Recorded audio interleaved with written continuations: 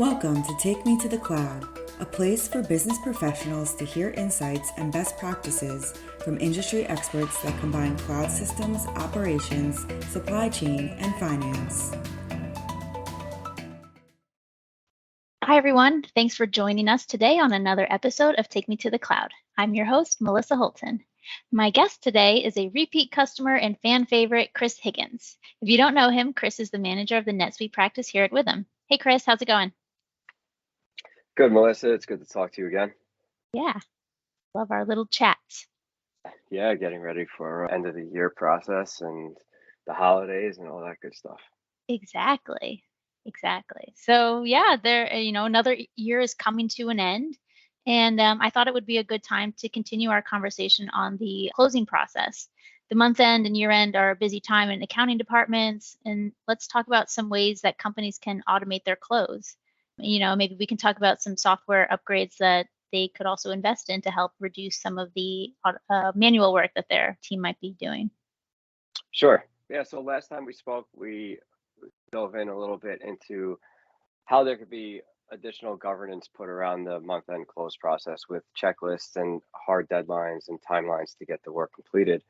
Now we could move along into a little bit more of the automation steps. So one of the ways that teams will gain some efficiency out of their current system is by creating the recurring journal entries that are just simply memorized transactions that are relatively the same or just need minor changes on a month-to-month basis so that they don't have to continue entering the data into the system on a regular basis, right? Mm-hmm.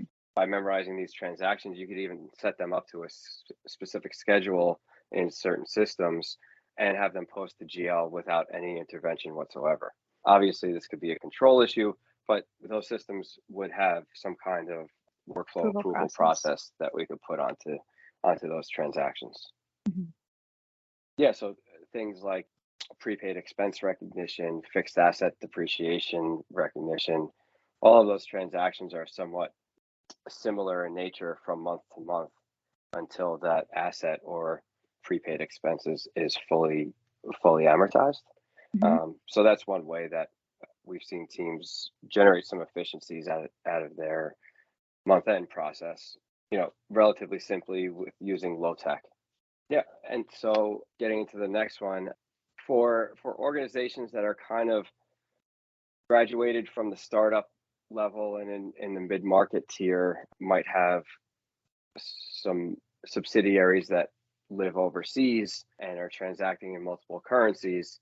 One of the hardest operations to consolidate the financials is the intercompany eliminations. There might be funding from one entity to the other to run their day-to-day operations. Maybe they're not a reseller of the product that the organization is putting to market and strictly a cost center. So they might be operating under a cost plus agreement. So all of those transactions in consolidation have to be eliminated. And it gets complicated when you have AR and AP in foreign currencies that are different than your native currency for your books, right? Mm-hmm. So it brings in the translation adjustments for your unrealized gain loss on your consolidated financial statements. And then also when that transaction finally posts, you have your realized gain or loss on that transaction.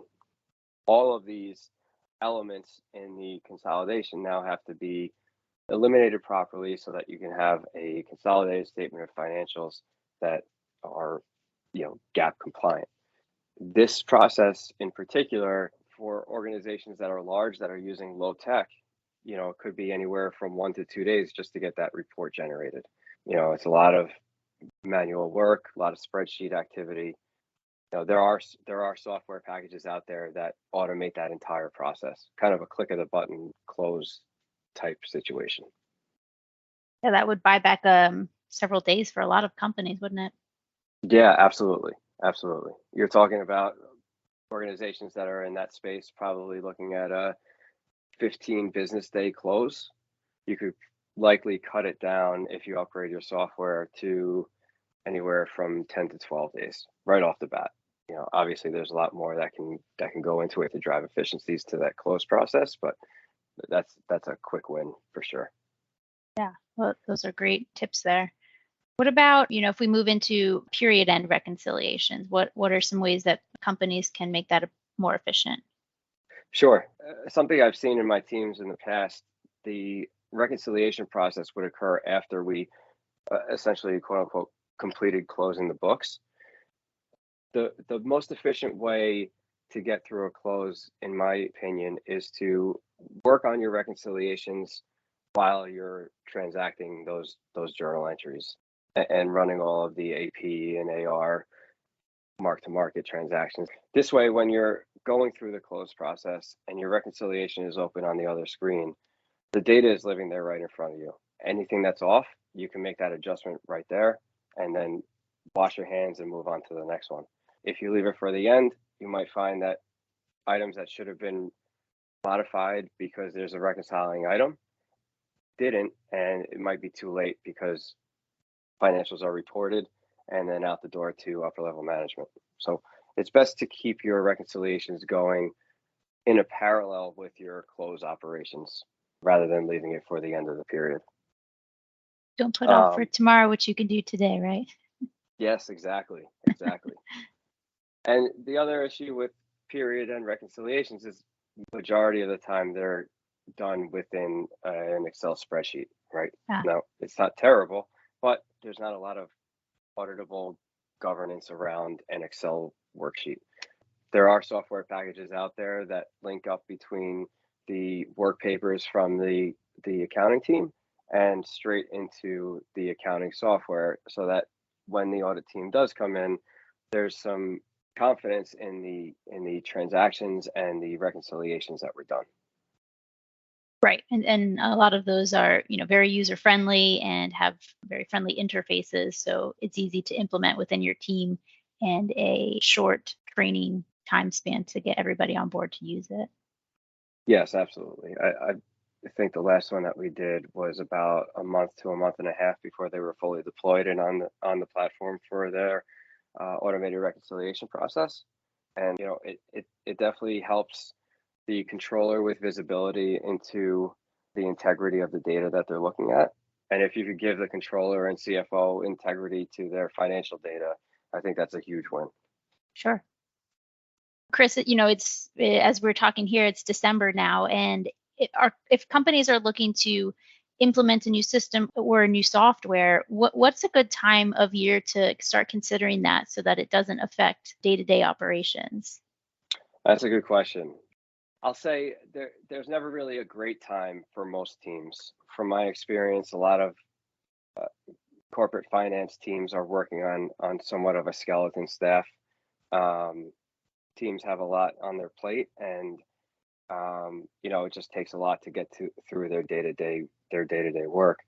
When you add a project like a new ERP software implementation on top of that day-to-day, it could become a little bit cumbersome.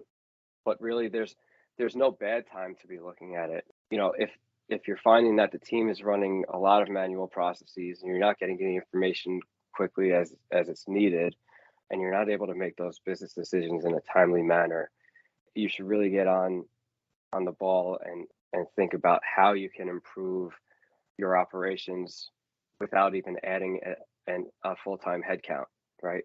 The advantage of these modern ERPs is that there's a lot of process efficiency and reporting efficiencies that come from them.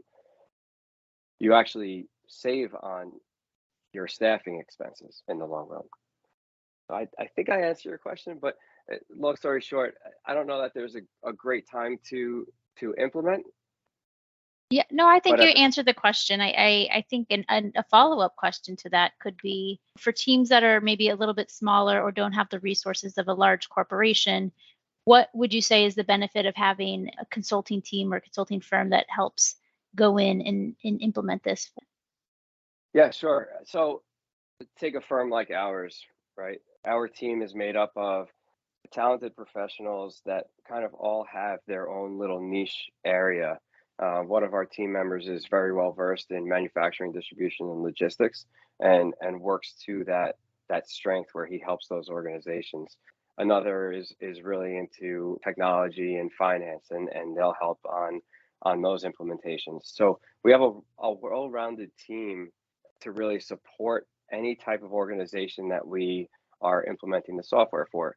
So what that does is it takes a lot of the burden off of the accounting staff, and we would be able to get through a full software implementation utilizing kind of the same type of meeting structure as your year-end audit, right? Few workshops a week, questions back and forth via email, but nothing that's too time consuming for the staff member of the accounting department. And we would take that information back, and through a lot of our discovery on the front end of the project, we'll be able to configure the system to fit the needs of the organization. And then during our testing process, we'll learn a little bit more about changes that need to be made, or how to modify a workflow, for example, or the report didn't look the way they wanted it, so we could just customize it there on the fly and keep moving towards that end goal of getting completed. Yeah, I think that sounds great. And I think, it just also adds another set of eyes, an outside set of eyes to their organization. So there's, a little bit more fairness in as they are trying to make some changes. Yeah, absolutely. To help organizations as they want to automate their month-end process. Melissa, thank you so much for the time today and the time to speak. Really enjoy these sessions that we have together. I'm looking forward to our next one. Yeah, me too. And thanks for everybody for listening, and we'll see you on the next episode. Take care. Bye now. You've been listening to Take Me to the Cloud. Thanks for joining us. Don't forget to subscribe to be alerted of new episodes. For more information, visit withum.com.